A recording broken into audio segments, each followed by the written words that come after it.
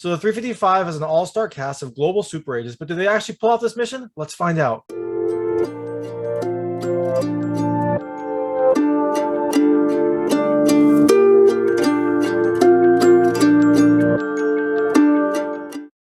Hey everyone, this is David Stark from Watch or Pass. I'm here to talk to you about the 355, which is a new espionage spy thriller that has an all-star female cast of global super agents who have to try to save the world when a top secret weapon falls into mercenary hands. It's coming to theaters on January 7th, 2022, and my hot take is I actually didn't like the film, although I really wanted to. I really liked the cast. I thought some of the action was really good, and I loved the diversity.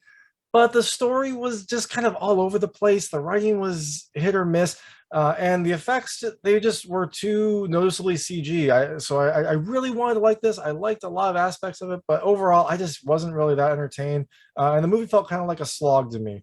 But you know what? I'm going to talk to you about the film, a few things I liked, a few things I didn't like. I'm going to try to keep it spoiler free, or at least mostly with minor spoilers. I'll caveat, there'll probably be some minor spoilers, but I'm going to try not to spoil too much of the film. There are some surprises that, it's kind of a spy espionage thriller. So there are spoilers, double crosses and double agents and things like that.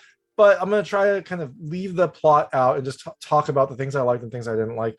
But just be warned, there will probably be some spoilers. If you don't want to know anything about the film, you don't want to know anything, you want to go in blind, then turn it off now. But if you want to know more about the film, you want to hear my thoughts, let's keep going. So like I said, the 355 has an all-star female cast of super agents. And I loved that they were all from different organizations. You had Jessica Chastain from the CIA. You had Penelope Cruz, who was, I believe, Colombian. I believe she was Colombian intelligence. You had Lupita Nyong'o, who was a British super spy. And then you had Diane Kruger, who was a German super spy. And you also had Bingbing Fan, who was a Chinese super spy. So you had all these different female kind of superstars coming together for this kind of ensemble spy thriller. And not only was the cast diverse, but the mission itself spanned the globe. They went all over the world trying to find the secret weapon and trying to stop it. And it led them to all sorts of places. They went to France, London, China, Morocco. They were all over the world, and it helped with the sense of scale in this film. Now, like I said, I didn't like this film overall, although I really wanted to like it, but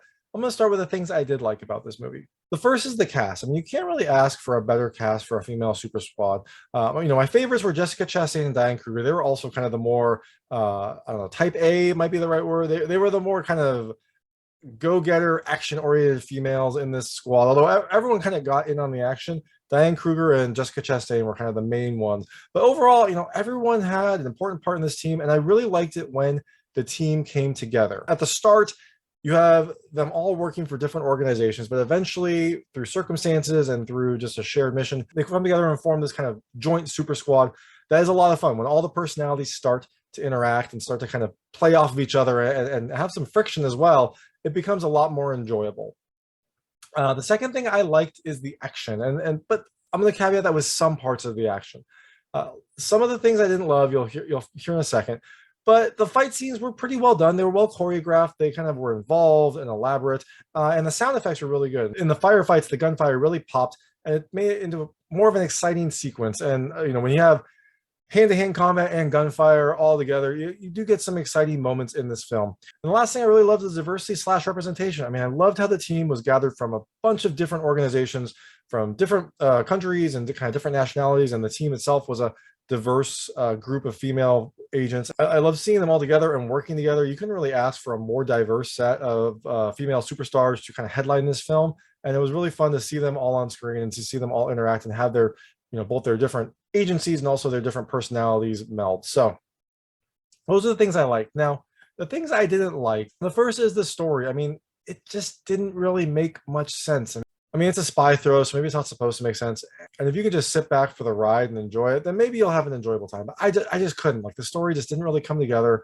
Some of the plot twists were a little too predictable. Some of the tropes that were explored seemed to be from a lot of other spy movies. It kind of felt like a lot of different spy thrillers melded together into one movie, and it didn't really do anything that unique other than have this female super squad, which was enjoyable. So, but the story itself just, I don't know, it didn't make sense. It didn't really come together for me. And it was also long. Like it was 120 minutes long. There were kind of multiple story arcs. So it almost felt like you could have had a movie with any two of these story arcs. When you put them all together, it was overly long and it felt like a slog. The second thing I didn't love is the technology, at least the technology discussion. I mean, I thought Hollywood was moving towards a more realistic view of technology and hacking and a representation on screen of that, but this kind of went all back on the deep end.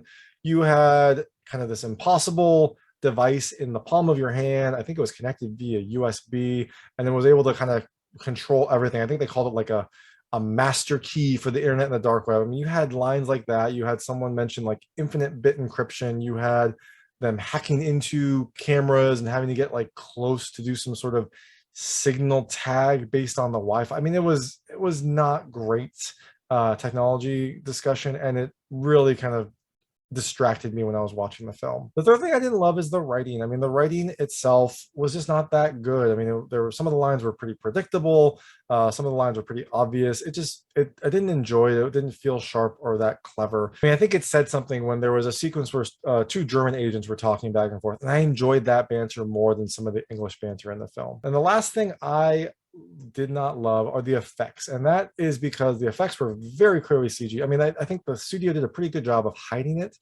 but if you're looking, you can definitely tell. Some of the muzzle flashes on the weapons were CG in there. The smoke from the gunfight was CG.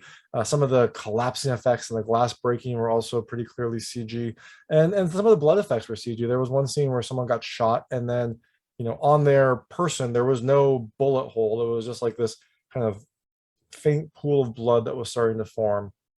So little things like that were distracting because, like I said, the action was generally pretty good. I mean, you had some pretty good hand-to-hand and some pretty good sound effects, but the CG itself was pretty distracting. So when it was taken as a whole, I didn't really enjoy this film. I really wanted to. I liked a lot about it, but the journey itself didn't seem worth it. And I think there were too many flaws in this overall film. Now, look, maybe this is just what you're looking for. Maybe I kind of noticed, maybe I was a little too nitpicky in watching it. So go ahead and check it out if it sounds interesting to you, and let me know what you thought. Let me know if you agreed or disagreed. Let me know if you thought that I missed a few things. I love hearing that. I love discussing that film after. So please let me know, and thanks so much for watching. But that is the 355. It's coming to theaters on December 7th, 2022. I think you should probably skip it, but hey, you know what? Let me know what you think. So thanks so much for watching. If you like this review, please like and subscribe to this channel. It helps me out a lot. Make sure all my new content goes straight to you. And please check out my other content. I've got other movie reviews, interviews, unboxing videos, and movie recommendations. Thank you.